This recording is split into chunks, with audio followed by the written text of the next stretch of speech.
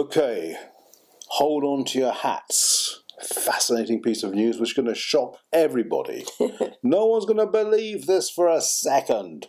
But nonetheless, I'm going to say it. Big Pharma does dirty tricks sometimes.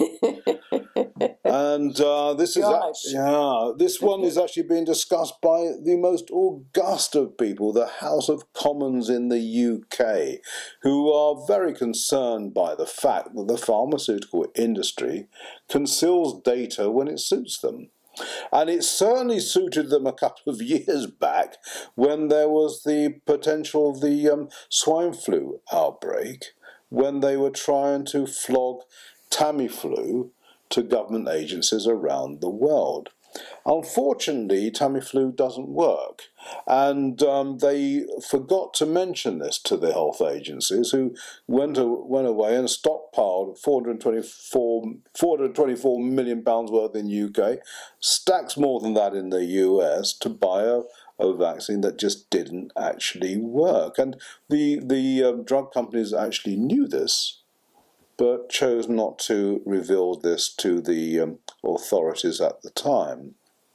And they say it's not the only drug. I mean, there are many, many examples that this House of Commons committee is reviewing at the moment. I mean, and it's not only is it that the drugs don't work, sometimes they're extremely dangerous. And they also relate a story of a heart drug where it was actually killing people. And again, the evidence was being suppressed for years and years, and we just don't know how many people did die on that drug unnecessarily. They knew it could do this, and they didn't reveal it to anybody because they were busy making money with it, and it's just appalling. I mean, in fact, they kept that one secret for 10 years.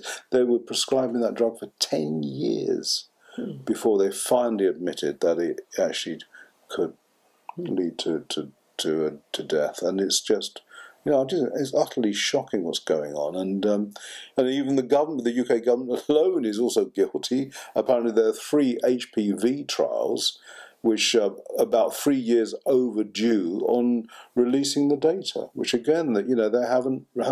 So how the public can have confidence, whether it's HPV vaccine or anything, if they're playing dirty on this and not revealing the true facts about the safety and efficacy of drugs and vaccinations. Well, I think what we have to just assume is that the studies are dirty. We've known, and we've talked about it on this blog, that something like 3/4 of all drug research is doctored, manipulated, to create a positive spin, and is essentially written by PR firms, who do this. We've talked about this before. As I say, there are PR firms that specialize in prettying up drug research by getting someone who is prominent to put their name on that research, who has had nothing to do with it, some doctor who's in that field, and then they proceed to massage the data until it starts looking good. Now, this happens so blatantly that the British Medical Journal announced years ago that about 3/4 of all drug research is manipulated and dirty. So we just have to assume it's there, and now that we've seen so much evidence of government agencies themselves hiding or falsifying data, particularly on vaccines, there is some really, you have to call it sick adherence to vaccination, where governments like the US and the UK will do anything in order to make the public take this stuff or have their children vaccinated. HPV being a huge example. That vaccine has been the subject of tremendous controversy in the States.